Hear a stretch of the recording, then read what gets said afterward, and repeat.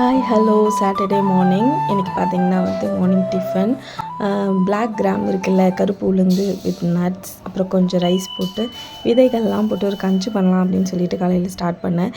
இது ஒரு பெரிய வீடியோவும் இருக்குது. ரொம்ப பொறுமையாக எப்படி செஞ்சேன்னு காமிச்சிருக்கேன். உங்களுக்கு விருப்பப்பட்டால் போய் அந்த வீடியோவை பாருங்கள். அப்படியே கொஞ்சம் சப்ஸ்கிரைபும் லைக்கும் பண்ணிவிட்டு போனீங்கன்னா ரொம்ப ஹாப்பியாக ஃபீல் பண்ணுவேன். இது எல்லாமே ஒரு பேனில் போட்டு நல்லா ரோஸ்ட் பண்ணுங்க. நல்லா ரோஸ்ட் பண்ணால் தான் பவுடர் ஆகும். ஏன்னா நட்ஸ் இல்லையா, கொஞ்சம் ஆயில் கண்டென்ட் இருக்கும்ல, நல்லா ரோஸ்ட் பண்ணிக்கோங்க. அப்புறமா ஒரு ஃபில்டர் எடுத்து அதை மாவு தனியாக, அந்த க்ரம்பிள்ஸ் தனியாக எடுத்துகிட்டு திருப்பி கிரைண்ட் பண்ணிட்டு திருப்பி அந்த ஃபில்டர் வச்சு இது பண்ணுங்கள்.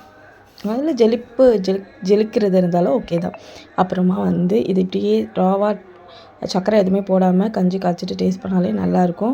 குழந்தைங்களுக்குலாம் சர்க்கரை போடாமல் கொடுங்க. அதிலே இன்பார்ன் சர்க்கரை எல்லாம் இருக்கும் இல்லையா, ஸ்வீட்னஸ் இருக்கும்ல ரைஸில், அப்புறம் நட்ஸில், அதெல்லாம்.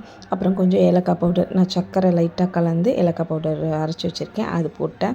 அதுக்கப்புறம் நாட்டு சர்க்கரை யூஸ் பண்ணேன். மேலே பார்த்திங்கன்னா கார்னிஷிங்க்கு பாதாமை உரசி அதில் சேர்த்துக்கிட்டேன். அப்புறம் செம்ம டேஸ்டியாக இருந்தது, நல்லா இருந்தது, ரொம்ப ஹெல்த்தியாகவும் இருந்தது. இடுப்பு எலும்புக்கெலாம் ரொம்ப நல்லது. ட்ரை பண்ணி பாருங்கள்.